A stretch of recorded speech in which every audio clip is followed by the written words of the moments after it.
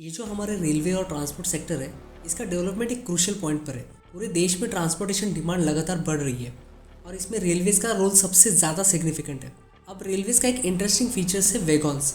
ये normal passenger coaches नहीं होते, बल्कि स्पेशल गाड़ियाँ होती है जो सिर्फ माल या सामान ले जाने के लिए डिज़ाइन किए गए हैं। और आपको पता ही होगा, वैगॉन्स भी अलग अलग तरीके के होते हैं। कुछ वैगॉन्स जैसे स्टील और कोल के लिए होते हैं जो काफ़ी हेवी वेट होते हैं। कुछ स्पेशल टैंक वैगॉन्स होते हैं जो लिक्विड प्रोडक्ट जैसे ऑयल, केमिकल या फिर मिल्क को ट्रांसपोर्ट करते हैं। और फिर आते हैं फ्लैट वैगॉन्स, जिसमें आपको लार्ज मशीनरी या व्हीकल जैसे ट्रक ट्रांसपोर्ट करते हुए देखेंगे। हर एक वैगॉन का अपना एक यूनिक डिज़ाइन और पर्पस होता है और इसमें ये इंश्योर किया जाता है कि माल सेफली और एफिशिएंटली अपने डेस्टिनेशन तक पहुंच जाए।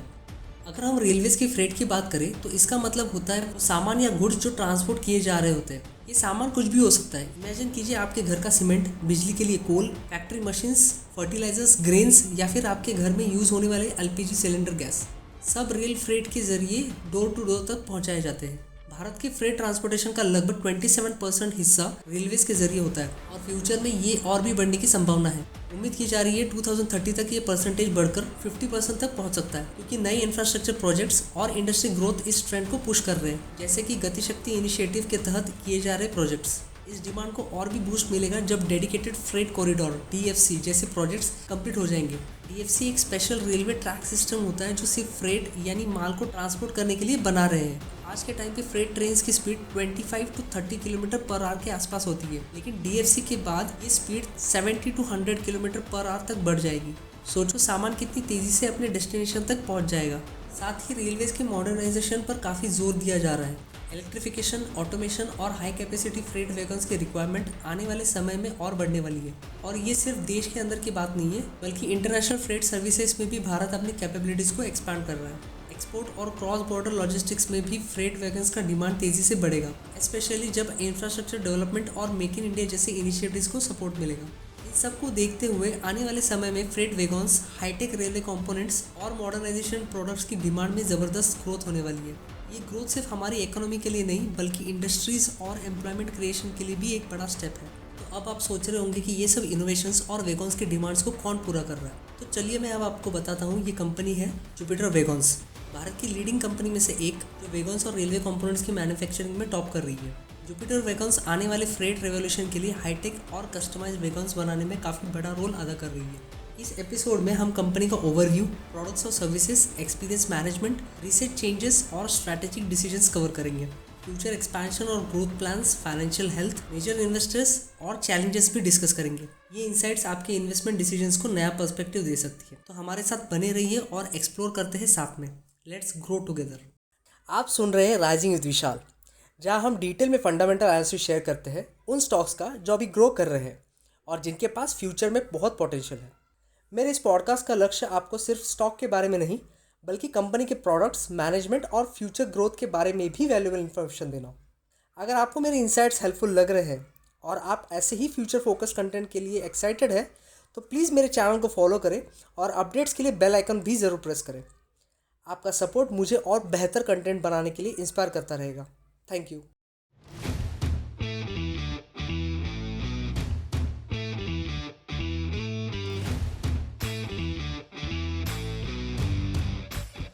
वेलकम बैक दोस्तों। आज हम बात करेंगे जुपिटर वैगन्स के बारे में। जुपिटर वैगन्स लिमिटेड एक इंटीग्रेटेड रेलवे इंजीनियरिंग कंपनी है जिसका आगाज 1979 में हुआ था। शुरुआत में कंपनी स्टील कास्टिंग्स और कंपोनेंट्स पे फोकस करती थी, लेकिन 2006 में फ्रेट वैगन्स की डिमांड को समझते हुए कंपनी ने वैगन मैन्युफैक्चरिंग में कदम रखा, स्पेशली इंडियन रेलवेज के लिए। 2019 में जुपिटर वैगन्स ने एक सिग्निफिकेंट ट्रांसफॉर्मेशन देखा जब कंपनी ने commercial engineers and body builders company limited को एक्वायर किया था स्ट्रेस्ड एसेट सेल के जरिए। स्ट्रेस एसेट सेल का मतलब होता है उन एसेट्स का बिकना जो किसी कंपनी के फाइनेंशियल प्रॉब्लम्स की वजह से बेचने पड़ते हैं। जब एक कंपनी अपने लोन्स या डेट्स को रीपे नहीं कर पाती तो बैंक या क्रेडिटर्स उस कंपनी के एसेट्स को सीज कर लेते हैं, जो यूजुअली लोन के अगेंस्ट कोलैटरल के रूप में दिए गए होते हैं। इस स्ट्रैटेजिक मूव से जुपिटर वैगन्स ने अपनी प्रोडक्शन कैपेसिटी को डबल कर दिया है और अपने प्रोडक्ट पोर्टफोलियो को डाइवर्सिफाई किया है, जिससे उनका position Indian railway manufacturing market में और स्ट्रांग हो गया है। इस एक्विजिशन के बाद JWL की annual production capacity 6000 wagons per year तक पहुंच गई है, जिससे वो भारत के लार्जेस्ट वैगन मैन्युफैक्चरिंग में से एक बन गई है। 2023 में JWL का मर्जर हुआ था स्टोन इंडिया के साथ, जो ब्रेकिंग सिस्टम्स का एक लीडिंग मैन्युफैक्चरर है। आज जुपिटर वैगन्स के 5 मैन्युफैक्चरिंग यूनिट्स है पूरे भारत में, जिससे कंपनी हर साल 10,000 वैगन्स बनाने की कैपेसिटी रखती है। आइए जानते हैं कंपनी के प्रोडक्ट्स के बारे में। कंपनी का प्राइमरी फोकस रेलवे वैगन्स और कंपोनेंट्स बनाने पर है, लेकिन इनके प्रोडक्ट्स काफ़ी डाइवर्सिफाइड है। फ्रेट वैगन्स जो इंडियन रेलवेज के लिए बनाए जाते हैं, कोल, आयरन और ग्रेन्स जैसे सामान को ट्रांसपोर्ट के लिए यूज़ होता है।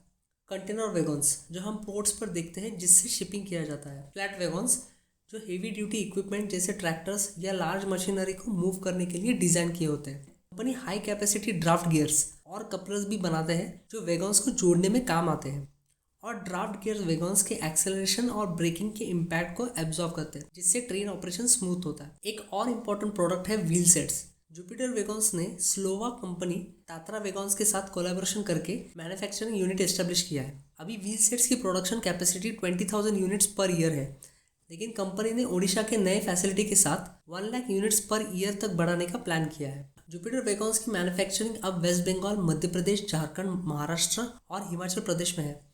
ये इंडिया के हर रीजन में सप्लाई करने के लिए स्ट्रैटेजिकली प्लेस्ड है, ताकि लॉजिस्टिक्स में कोई दिक्कत ना आए। कंपनी के मैनेजमेंट की बात करें तो विवेक लोहिया कंपनी के मैनेजिंग डायरेक्टर है, और उन्होंने अपनी लीडरशिप में कंपनी को एक नई ऊंचाई तक पहुंचाया है। उनका एक्सपीरियंस और एक्सपर्टीज इस सेक्टर में काफ़ी एक्सटेंसिव है, जिससे जुपिटर वैगन्स काफ़ी फास्ट ग्रो कर रही है। आइए जानते हैं कंपनी के फ्यूचर ग्रोथ और एक्सपेंशन प्लान्स को। भारत में एनर्जी ट्रांजिशन के वेव को देखते हुए जुपिटर अपना फोकस इलेक्ट्रिक व्हीकल मार्केट पर डाल रहा है, जिसका लॉन्च FY24 के 4th क्वार्टर में एक्सपेक्टेड है। साथ ही मेट्रो रेल्स के सेगमेंट में भी कंपनी अपना प्रेजेंस एक्सपांड कर रही है, जहां अब तक 3470 किलोमीटर के अप्रूव्ड प्रोजेक्ट्स हैं। ब्रेक सिस्टम और ब्रेक डिस्क के ओपन मार्केट को देखते हुए जुपिटर को इस सेगमेंट में काफ़ी ग्रोथ के अपॉर्चुनिटीज दिख रहे हैं। ब्रेक मार्केट में अपना कदम जमाने के लिए जुपिटर ने रिसेंट में स्टोन इंडिया लिमिटेड को एक्वायर किया है। जून 2024 के डेटा के हिसाब से कंपनी के पास टोटल 7,028 करोड़ के ऑर्डर्स हैं। उनमें से लेटेस्ट जैन 2024 में जुपिटर वैगन्स को एक मेजर ऑटोमेकर से 4 रेक्स के double decker automobile carrier wagons बनाने का ₹100 करोड़ का ऑर्डर मिला है, और मार्च 24 में मिनिस्ट्री ऑफ रेलवे से 957 करोड़ का कॉन्ट्रैक्ट मिला है BOSM वैगन्स बनाने और सप्लाई करने के लिए। आइए जानते हैं कंपनी के चैलेंजेस के बारे में। जुपिटर वैगन्स एक क्रिटिकल स्टेज पर है जब वो ट्रेडिशनल वैगन्स मैन्युफैक्चरिंग से आगे बढ़ रहा है। एस्टैब्लिश कॉम्पिटिटर्स जैसे तीतागर वैगन्स और BML से मार्केट शेयर सिक्योर करने के लिए इनोवेटिव ऑफरिंग्स की जरूरत है। इलेक्ट्रिक व्हीकल सेक्टर में रैपिड टेक्नोलॉजी और रेगुलेटरी चेंजेस के साथ एडप्ट करना वाइटल है। विशेष प्लान्स को एग्जीक्यूट करने के लिए इंटेंस प्लानिंग और इफेक्टिव रिस्क मैनेजमेंट की जरूरत है, ताकि पोटेंशियल डिलेज या सेटबैक से ग्रोथ पर असर ना हो। आइए जानते हैं कंपनी की फाइनेंशियल हेल्थ को। कंपनी का मार्केट कैपिटलाइजेशन 22,000 करोड़ का है। कंपनी का नेट प्रॉफिट FY22 से हर साल डबल से भी ज़्यादा ग्रो कर रहा है। FY24 में कंपनी का नेट प्रॉफिट 333 करोड़ का रहा है। डेट टू इक्विटी रेशियो सिर्फ 0.21 है। जुलाई 2024 के हिसाब से प्रोमोटर्स की होल्डिंग 68% है। FII के पास 5.3% और DII के पास 2.3% और बाकी 24.2% की होल्डिंग पब्लिक और HNI के पास है। तो दोस्तों, ये था हमारा detail fundamental analysis Jupiter wagons का। कंपनी एक वैगन मैन्युफैक्चरर से लेकर अब एक डाइवर्सिफाइड रेलवे सॉल्यूशन प्रोवाइडर बन चुका है। कंपनी का फ्यूचर काफ़ी ब्राइट दिख रहा है, लेकिन रास्ता थोड़ा मुश्किल है। अगर हम शॉर्ट टर्म टेक्निकल एनालिसिस को देखें, 2013 से 2020 तक स्टॉक प्राइस कंसोलिडेशन फेज में था। उसके बाद कंपनी ऑलमोस्ट 45 डिग्री एंगल से प्राइस लगातार बढ़ रहा है। फिलहाल स्टॉक अपने लाइफ टाइम हाई से 30% डाउन ट्रेड कर रहा है ₹518 जब मैं इस पॉडकास्ट को रिकॉर्ड कर रहा हूँ। आई होप आपको इस एपिसोड से कुछ नया सीखने मिला होगा। अगर हमारे लिए आपके पास कोई भी क्वेश्चन या फीडबैक हो तो आप risingwithvishal@gmail.com पर शेयर कर सकते हैं। आपका टाइम देने के लिए धन्यवाद। मिलते हैं अगले एपिसोड में।